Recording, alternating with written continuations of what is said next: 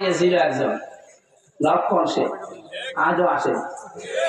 এ যদি 850 বছরও না আসে, আপনি 3 মাস 10 দিনে আসবেন, কিয়ামত হয়ে যাবে, আসতে পারবেন না। কারণ যা করেছেন এ মানবতা আপনাকে মাফ করবে না, এইটাই আমার মনে বলে। আমি নিজেই তো না, কারণ 3টা বছর আমাকে যে কষ্ট দিবেন আমি মাফ করতে পারি, আমার মতো কষ্ট আপনাকে পাওয়া লাগবে। 3 বছর ফাঁসির দণ্ডের ছেলে থাকবে, ছেলে মেয়ে আপনাকে ভুলে যাবে। এই যে এখন সিরিয়া থেকে যারা জেলখানা থেকে বের হচ্ছে, এরা নিজের নামও জানে কি কষ্ট দিয়েছে বলেন তো, নিজের নাম পর্যন্ত ভুলে গেছে। আসলে এরকম কষ্ট ভেতরে দেয় ওরা, বিশেষ করে যাদের তাই আয়না ঘরে রাখে। মিনি আয়না ঘর আছে, আর বড়টাই তো আমি যাইনি, মিনিটাই গিয়েছিলাম। এখানেই যে কষ্ট, বড়টাই গেলে আরো কি কষ্ট দেয়। একটা মানুষ জানে না যে এটা কোন বছর, এটা কোন মাস, কোন দিন, এটা কয়টা বাজে, ও জানে না। কারণ 8 বছর 10 বছর 14 বছর পড়ে আছে দুনিয়ায়, কেউ জানে না। ভাঙা ভাঙা অক্ষরে দেওয়ালের সাথে এই নখ দিয়ে লিখে রাখে যে ভাই যদি বাইরে যেতে পারেন তো আমার এই নাম্বার একটু জানাবে যে আমি বেশি আছি। আর মানুষ, হ্যাঁ, আর মোস্তাক কি করেছিল তার জন্য আপনি কুমিল্লা বিভাগে দিলেন। আমার মনে হয় মোস্তাক যা করেছিল ভালো করেছিল, ওইরকম মোস্তাক আরো কিছু তৈরি হওয়ার দরকার ছিল। মোস্তাক সাহেব মরে গেছে, আর কি বলবে, ও বেঁচে থাকলে ওর জন্য আমি আরো হায়াতের দোয়া করতাম, আল্লাহ ওরে আরো বাঁচিয়ে রাখলে না কেন, অন্তত এই দৃশ্যটা দেখে করতে পারে।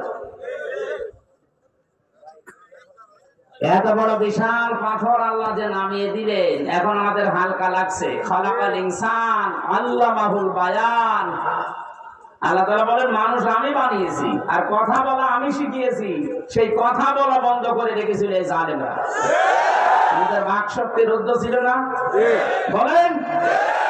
যখন দাঁড়িয়ে বললো যে না, ওখানে মোস্তাকের বাড়ি কুমিল্লা বিভাগ দেওয়া হবে না, কি দুঃখ লেগেছে আপনাদের মনে, বলেন তো। আমরা কি করেছি? কুমিল্লার সাথে হাজার হাজার আলেমদের বিভিন্ন স্মৃতি জড়িয়ে আছে। সারা বাংলাদেশের 64 জেলার মানুষ জানে যে ইসলামপন্থী মানুষ যদি সে ইসলামী আন্দোলন বলেন, পীর মুরিদি বলেন, আর বাকি গুলো যে তাহেরি ভাইজা করে, সব দিক থেকে আপনার আগিয়ে আছে। ইসলামী আন্দোলনের জেলায় বেশি, পীরদের সংখ্যা এই জেলায় বেশি, ভণ্ডদের সংখ্যা বেশি। যদিও ভণ্ড কুমিল্লা একটু হালকা আছে, পাশের জেলা ব্রাহ্মণবাড়িয়া একটু বেশি, কারণ এরা বানানো ইবাদতে বিশ্বাসী। ওরা যে সমস্ত জিকির বানিয়েছে একটাও কোরআন হাদিসের সাথে মেলে না। এই যে কেল্লা বাবা, ফতে বাবা, কোন জিকির আছে? ডক্টর বসে আছে, বলুন তো কিসের কেল্লা, কিসের ফতে? হ্যাঁ, রাসূলুল্লাহর নামে জিকির করা জায়েজ নেই, জিকির হবে আল্লাহর নামে। এই কথা বলেন না কেন? আল্লাহ ছাড়া যেখানে কারো নামে জিকির করা জায়েজ নেই, সেখানে বাবার নামে জিকির আরম্ভ করে। বিভিন্ন জায়গায় জায়গায় এমন ভাবে টাঙিয়ে দিয়েছিল, আপনি জিকির করবেন না মানে আপনি বাধ্য হবেন। টয়লেটের সাথে লিখে দিয়েছে বঙ্গবন্ধু টয়লেট, আপনি জিকির করবেন না কোথায়, ওখানে বসে বসে জিকির করা লাগবে। মানুষ তো টয়লেটে যাওয়ার আগে বলে আল্লাহুম্মা ইন্নী আউযু বিকা মিনাল খুবুসি ওয়াল খাবাইস। এই 15.5 বছরে মনে হয় বলতো আল্লাহুম্মা ইন্নী আউযু বিকা মিনাল মিনাল। এবার বলছে না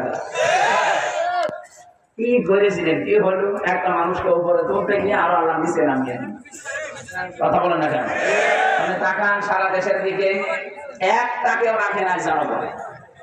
আমার কুষ্টিয়ায় যেটা বানিয়েছিল 5 রাস্তার মোড়ে, সেটা এত শক্ত, ওরে বাবা, একসাথে লাগবে কি করবে এত শক্ত জিনিস বানাই, কি করবে? ও মনে করেছিল কিয়ামত পর্যন্ত থাকবে। আশায় যে আল্লাহ গড়ি বালি দিয়েছে, কেন দিয়েছে?